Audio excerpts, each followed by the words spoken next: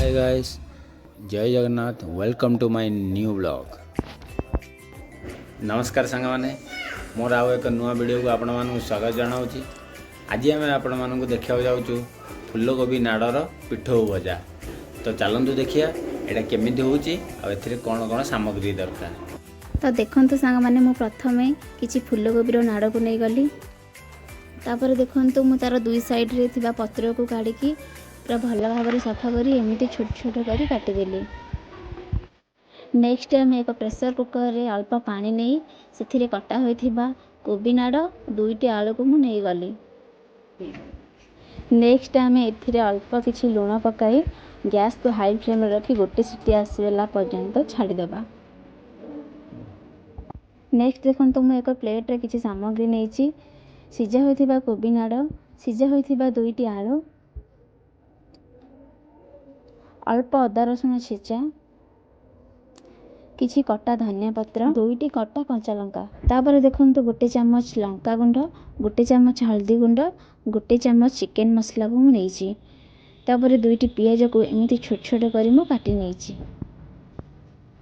Next देखंतु एक bowl ले सीझा कोबी नाड़ को नबा। तापर दुईटी आलू को सेथिरे चकड़ी नबा। तापर कटा होई रखिथिबा से पियाज को पकाइबा।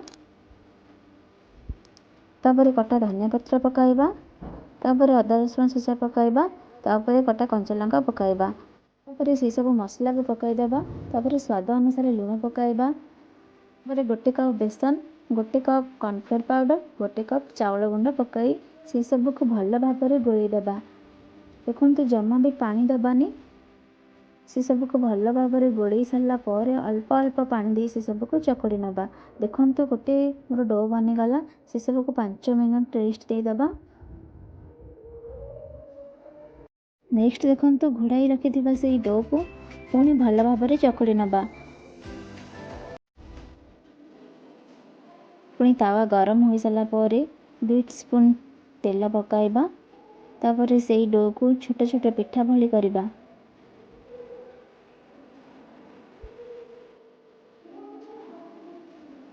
गैस को जमा भी हाई फ्लेम रे रखिबेनी मीडियम फ्लेम रे रखी एमती छोट छोट पिठा करी पकाइबे। गैस हाई फ्लेम रे रखिले यदि तळपट पोड़ी जाए ताहले जमा भी से पिठा टेस्ट लागबनी।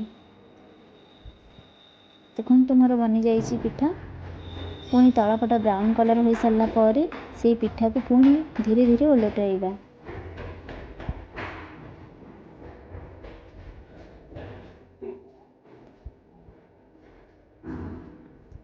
पुणी आरपट ब्राउन कलर हो सारा पर पुणी से पिठा को ओलटाइबा। देखो तुमर हो आसलानी कोबी नाड़र पिठौ भजा। पुणी तेल टिके पकाइबा। देखंतु सांग माने मोर से कोबी नाड़र पिठौ भजा प्रस्तुत हो सारी। से सब को गोटे प्लेट रे काढ़ी नबा और गरमा गरम कोबी नाड़ पिठौ भजा परसी नबा। सांग माने आपण माने भी कोबी नाड़ को जमा भी फोपाड़तुनी घरे एमिति बनाई निश्चित खाआंतु। और केमिति लागिला कमेंट बॉक्स रे निहाती जणांतु।